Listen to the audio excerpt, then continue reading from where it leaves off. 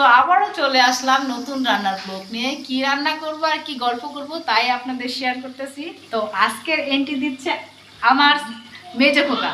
বলো আন্টিতে কিছু বলো, দাও সালাম দাও। তো রান্না বান্না শুরু করে দিলাম। তেমন কিন্তু রান্না নাই, অনেক খাবারই আছে, তারপর একটু রান্না করে নিলাম। যেহেতু শীতের দিন একটু উঠতে দেরি হয় তাই একটু রান্না বান্না করে রাখি। আমার বড় মেয়ে কিন্তু নাস্তা খেতে পারে না, ওই পরোটা একটু ভাত হলেই আর চলে, তাই এই যে একটু তরকারি রান্না করে রাখতেছি। আর এই যে ফুলকপি রান্না করে রাখলে পরের দিন মানে বাসি তরকারি কিন্তু খুবই মজা।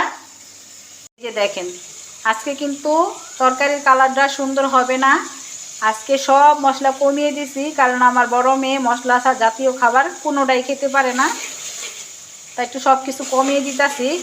মেয়েটা 2 দিন পর পর অসুস্থ হয়ে যায়, খাবারের সমস্যা হলে মানে আমরা একটু তো ঝালঝুল করে রান্না করি, তো মানে সব মশলা ঠিক মতন খেতে পারে না, তাই একটু কমিয়ে দিলাম আজকে।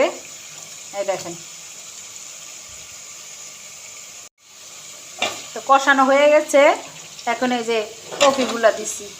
শীতের দিনে কিন্তু এই যে পাতাকপি, ফুলকপি, সিম এগুলো আপনি একদিন আগে যদি রান্না করে রাখেন মানে বাসি তরকারি খুব মজা। কিন্তু যাদের আর কি সমস্যা আছে খাবারে তারা না অ্যাভয়েড করলেই ভালো, বাসি তরকারি খাইলে সমস্যা হতে পারে, কিন্তু আমার কাছে খুবই পছন্দ, আমি কিন্তু খাই। দেখেন মাশাআল্লাহ অনেক সুন্দর দেখা যাচ্ছে, এই দেখেন খুব ভালো লাগতেছে আমার কাছে।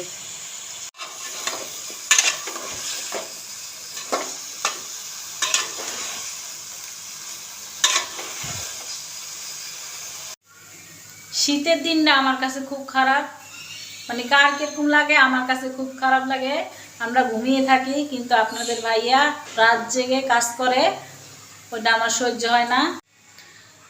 ও বাসায় আসার পরে ভাতও খেতে পারে না, একদম কুকড়িয়ে যায়, একদম ঠোঁট মোট কালো হয়ে যায়, কারণ রাত্রের দিকে শীত পড়ে। এই জন্যই আমার এই শীতের দিনটা বেশি ভালো লাগে না। মাশাআল্লাহ রান্না হয়ে গেছে, আল্লাহর নেয়ামত। দেখেন কি সুন্দর লাগতেছে না। আজকে মেয়ের পছন্দের এই যে কম মশলা দিয়ে রান্না করেছি, যদি আমার মেয়েটা একটু ভাত খেতে পারে।